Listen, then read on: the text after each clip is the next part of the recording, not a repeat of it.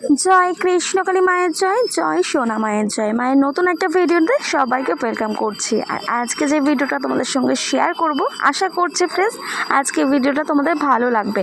তো চলো ভিডিওটা শুরু করছি। আর মঙ্গলা মা আজকে কি কথাগুলো বলছে ভক্তদের উদ্দেশ্যে সেটা ভালো করে তোমরা শোনো, মঙ্গলা মা কী বলতে চাইছে। আরেকটা কথা, যেসব ভক্তরা মায়ের ভিডিও এই মুহূর্তে দেখছো তাদেরকে বলবো যে মায়ের সুন্দর সুন্দর ভিডিও আমি শেয়ার করি তোমাদের সঙ্গে, নিত্য নত্য আপডেট আমি তোমাদের সঙ্গে শেয়ার করি। অবশ্যই চ্যানেলের সাথে থাকো, পাশে থাকো, সাবস্ক্রাইব করে নোটিফিকেশন বেলটাকে অবশ্যই অন করে রাখো যাতে কৃষ্ণকালী মায়ের সমস্ত ভিডিও তোমাদের কাছে তাড়াতাড়ি পৌঁছে যায়। অবশ্যই চ্যানেলের সাথে সাথে যুক্ত না থাকে তাহলে অবশ্যই চ্যানেলকে সাবস্ক্রাইব করে পাশে থাকো যাতে কৃষ্ণকালী মায়ের সমস্ত ভিডিও তোমাদের কাছে পৌঁছে যায়। তো চলো সুন্দর ভিডিও নিয়ে আবারও তোমাদের সামনে চলে আসলাম। আর আজকের ভিডিওটা তোমরা অবশ্যই দেখো, ভালো লাগবে। মায়ের উদ্দেশ্যে এবং ভক্তদের উদ্দেশ্যে মঙ্গলা মা কী বলছে সবটাই তোমাদের সঙ্গে শেয়ার করছি। আস্তে আস্তে তোমরা দেখতে পাবে ভিডিওর মাধ্যমে মঙ্গলা মা কী বলছে ভক্তদের উদ্দেশ্যে এবং কৃষ্ণকালী মায়ের উদ্দেশ্যে। যেসব ভক্তরা মায়ের মন্দিরে আসে, মায়ের মন্দিরে পুজো দেয়, তাদের উদ্দেশ্যে মঙ্গলা মা কী বলছে চলো তোমাদেরকে এবার শোনাই। তো চলো ভিডিওটা শুরু করার আগে কি বলবো, জয় কৃষ্ণকালী মায়ের জয়, জয় কৃষ্ণকালী মায়ের জয়, জয় সোনা মায়ের জয়, আর জয় কালী মায়ের জয়। তো চলো এবার তোমরা দেখতে থাকো মায়ের ভিডিও। আর হ্যাঁ, অবশ্যই চ্যানেলের সাথে যদি না যুক্ত থাকে অবশ্যই সাবস্ক্রাইব করে পাশে থাকো। তো চলো শুরু করছি মায়ের ভিডিও। কালী মায়ের জয়। মাস্টার জয় কৃষ্ণকালী মায়ের জয়। এই মাত্র এখন দাঁড়িয়ে মাটা সোচ দাঁড়িয়ে মিরাক্কেল হলো, দাঁড়িয়ে সঙ্গে সঙ্গে মিরাক্কেল। আমি একটা কথা বলি, দেখো মা, মা চলন্ত, মা জীবন্ত, মা কেমন কাঁদছে, মায়ের একটা অন্যরকম অনুভূতি হচ্ছে। তা মায়ের মুখে শোনা যাক, দাও মা, দাও দাও।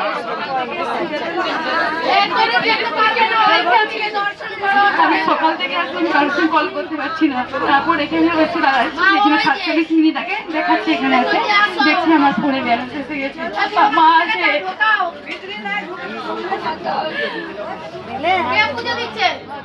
একজন, এরকম অনেক জনের অ্যাকাউন্টে টাকা আমদানি চলে গেছে। যে ভক্ত এখানে আসবো বলে খুব ছটফট করতো, কি করে যাবো, বাস ভাড়া নেই, বাস ভাড়া নেই, ওর অ্যাকাউন্টে টাকা চলে এসছে। এই তাই ওর ফোনে ব্যালেন্স নেই, যে 48 ঘন্টা কাউকে ফোন করতে পারছে না। সঙ্গে সঙ্গে দেখো বলে আমার ফোনে ব্যালেন্স নেই। সকাল থেকে এসছে, এখনো বাড়ি যায়নি। কোথা থেকে আসছো মা? হ্যাঁ, জীবন তো মারে ওরে, জীবন তো রে, এখানে যে দাঁড়াবি তাহারই খাওয়া যায়, জানি ও জীবন তো, ও এমনি মা নয় রে, চলন্ত। যতক্ষণ আমি আছি ততক্ষণ কৃষ্ণকালী মা আছে। এক আত্মা এক প্রাণ, মায়ের সঙ্গে আমার এক আত্মা এক প্রাণ, জানো। তাই মা ছিলেন, মা আছেন, মা থাকবেন। আমাদের তো ভরসা নেই, বিশ্বাস নেই। আমরাই তো ডাকার মতো মাকে ডাকতে পারি না। আমরা যদি ডাকার মতো ডাকতে পারি না তাহলে মা অবশ্যই সাড়া দেয়। তাই আমি বারবার বলি, একটা ভক্ত, আমি চুপ করবো, সবাই একটু, সবাই চুপ, ওখানেই দাঁড়াও, ওখানেই দাঁড়াও, কিছু কথা বলি। তোমরা সবাই জানো, রাজু বেটা এদিকে আয়, আমি তোকে দেখে নিয়েছি, এখানে আয় না, তোকে ভিডিও করতে হবে, তুই একটু আয়, আমি এমনি কথা বলবো, তোকে কিছু কথা বলবো, তুই তোর মতনই থাকবি। দেখো একটা কথা শুনবি রাজু, তা তুই এখানে দাঁড়াবি, থেকে বলি একটা ভিডিও দেখেছো যেটা হচ্ছে, ওইখানেই দাঁড়াও, ওইখানে আটকে রে। একটা কথা বলি, তোমরা শোনো। একটা মা, বয়স্ক মা দেখবে ভিডিও বানায়, বয়স্ক মা ভিডিও বানায়, দেখবে তুমি ভিডিও রাজু বাবা, সেই চ্যানেলটা কি নাম মনে নাই। সেই বয়স্ক মা আর তার মাকে এনেছিল যখন আমাদের বাড়িতে মায়ের মন্দির ছিল। দেখো দয়া করে কেউ তোমরা আমায় কিন্তু ভুল বোঝো না, নিশ্চয়ই কোনো কারণ আছে। এখন দেখবে তোমাদের একটা কথা বলি, এটা তো ভিডিও হচ্ছে, তারপরে কিছু কথা বলবো আমি। তখন আমি প্রথম প্রথম ভিডিও করতে দিইনি, তখন কারণ ছিল, আমার একটাই ভয় ছিল মা এখানে বসুক, সেই জন্য আমি অনেকে ভিডিও করতে দিইনি, সেটা কিন্তু কারণ ছিল। তারপরে আমি নিজেও দেখবে অনেকদিন ভিডিও করিনি, মাকে দেখাচ্ছিলাম রাজীব একটা নিয়ে দেখবে, আমি করিনি। সেই মা অনেকদিন আগে ওই বাড়িতে গিয়েছিল। মা চুপ করো সবাই একটু।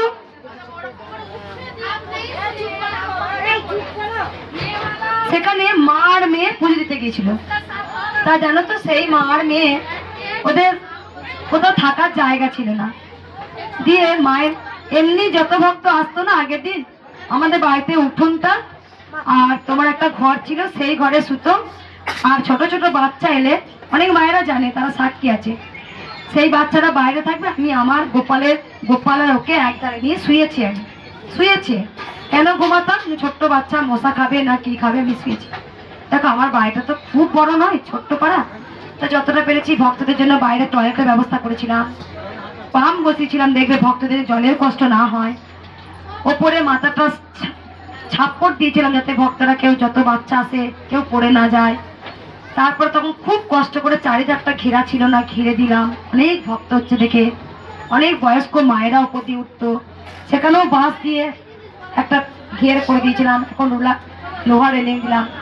তা সেই মা আর সেই বয়স্ক মাকে নিয়ে, সেই মা ভিডিও করে আমার নামে বলেও, এরকম করে বলে, এ মঙ্গলা আমাকে চিনতে পারছিস, তুই আমাকে তোর বাড়িতে থাকতে দিইনিস, তোর বাড়িতে তুই আমাকে থাকতে দিইনিস, তুই আমাকে কুকুরের মতো তাড়িয়ে দিয়েছিস। সে বলুক, তার মানসিকতা চেয়েছে, সে আমাকে বলছে।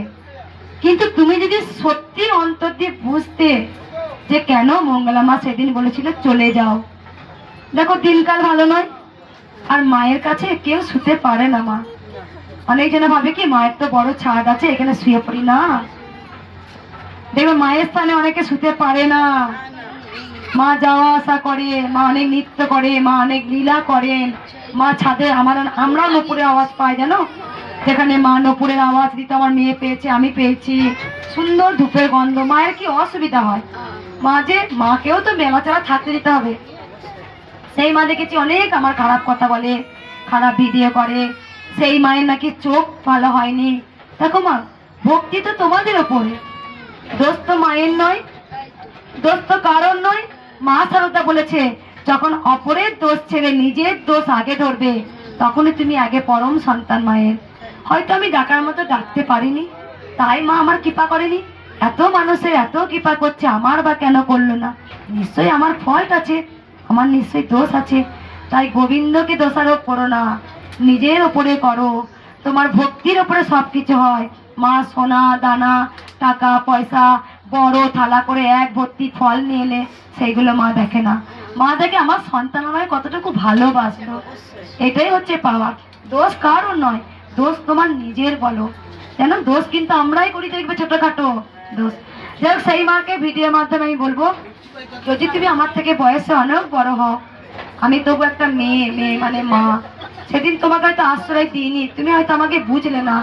দিনকাল তো ভালো ছিল না, অনেকবার চোরও বাড়িতে এসেছিল, যেহেতু তখন মায়ের অনেক সোনার রূপো, মাকে রূপো পড়াচ্ছিলাম, সোনা পড়াচ্ছিলাম, গিয়েছিল চোর, গিয়েছিল ধরাও, দুদিন পরে অন্য জায়গায় ধরা পড়েছিল। তাই মা দেখো, তোমাকে যদি আমি না ঠাই দিই, তুমি আমার ক্ষমা করে দিও মা। ক্ষমাই তো হচ্ছে সর্বশ্রেষ্ঠ। যে ক্ষমা করতে পারে সে ভগবানের কাছে ক্ষমা পায়, জানো মা।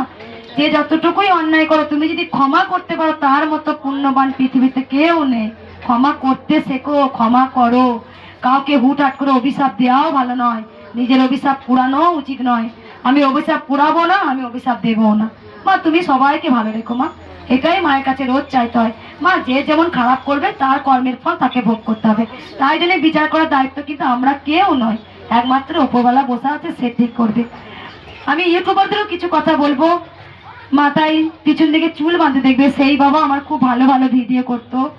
তারপরে আর একটা বাবা আসেন, প্রথম এসেছিলেন রাজু বাবাকে, তো সবাই চেনেন, ও বুঝেছে।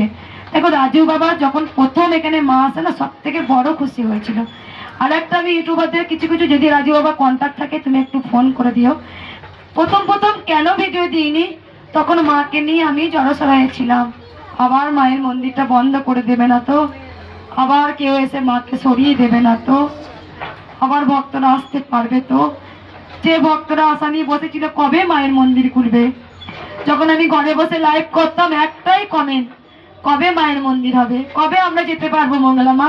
তুমি কেঁদো না মা, আমরা আছি তোমার সাথে। তো সত্যি সেদিন ছিল 10,500 ভক্ত। যেদিন এখানেও মন্দিরটা বন্ধ করার প্ল্যানিং হয়েছিল, 10,500 ভক্ত রাস্তায় শুয়ে পড়েছিল, রাস্তা অবরোধ করে দিয়েছিল। আমরা মায়ের মন্দির চাই। যেদিন মিথ্যা করে বলেছিল মঙ্গলা মাকে ধরে নিয়ে গেছে, আমার ভক্তরা বলছে কোথায় ধরে নিয়ে আমি ঘেরাও করব, সেখানে গিয়েও আমরা ঘেরাও করবো, আমরা মঙ্গলা মাকে চাই। তো দেখো একটা জিনিস দেখবে, সেদিনও ভক্তরা কিন্তু সারাদিন বসেছিল, সবাইকে চাই জানো, বলে মঙ্গলা মাকে একবার দেখবো। আমি তো ঘোষণা করে দিয়েছিলাম যে তোমরা আসবে, মায়ের পুজো দেবে, ফুল যা আনবে মায়ের চরণে দিয়ে তোমরা চলে যাবে। সেদিনও রেখে বলেছিলাম, যেদিন পায়েসের হাঁড়ি উঠতে গিয়েছিল সেদিনে বলেছিলাম আর আমি ভক্ত দেখবো না, যা তোরা চলে যা, তোরা মাকে দর্শন করবি, পুজো দিবি, দক্ষিণা দিস দিবি আর চলে যাবি। তবু তো કોઈ ভক্তরা ছাড়েনি। আমি যে 2 দিন ত্রিশূল ছোঁয়াইনি, তাও তো বলেছ। সেদিনও কি ভক্ত কম হয়েছিল? সেদিনও 1 লাখের ভক্ত হয়েছিল। আমি জানি ভক্তরা যতক্ষণ আমার আশ আছে আমাকে দেখার জন্য ছটফট করে যে একবার মঙ্গলা মাকে দেখবো, মায়ের কথা শুনবো। জানো অনেক সময় রেগে গিয়ে ঠেলে দিই, মা ঠেলো, মা ঠেলো, মা ঠেলো, তাহলে মারবো কিন্তু, মা মারো, মা মারো।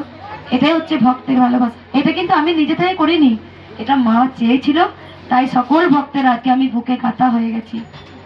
তাই যেসব ইউটিউবাররা আসছেন, অনেক ইউটিউবাররা মায়ের ভালো ভালো ভিডিও করতেন, তখন আমি ভিডিও করতে দিইনি। যদি তোমরা আমাকে মা ভেবে থাকো, যদি তোমরা ওই মুখ দিয়ে একবারও বলে থাকো মা, মঙ্গলা মা, তাহলে নিশ্চয়ই মাটাকে তোমরা ক্ষমা করো, তোমরা আবার এসো মায়ের ভিডিও করো। আমি করতে না করিনি। আমি সবাইকে একবার আগে বলেছিলাম আমি স্ট্রাইক দেবো, আমি স্ট্রাইক দিতে পারি না গো, আমি মোবাইলে এত কিছু জানি না, বিশ্বাস করো। সব ভিডিওই দিতে হয়, দিই, ওই লেড়াছাড়া করে ভিডিও ছাড়তাম। তবু বলবো ইউটিউবারদের, যারা যারা মায়ের ভিডিও বানান তারা এসে ভিডিও করবেন। তারা অনেক মায়ের ভিডিও করতেন, আমার খুব কষ্ট হয় এখন, কারণ তখন আমি কেন বলেছিলাম ভালো করে বোঝো, কেন কেন তার নিশ্চয়ই কারণ আছে। মঙ্গলা মা এতটা নিষ্ঠুর নয় গো, মঙ্গলা মা এতটা নিষ্ঠুর নয়, কারো ক্ষতি চাওয়াই না।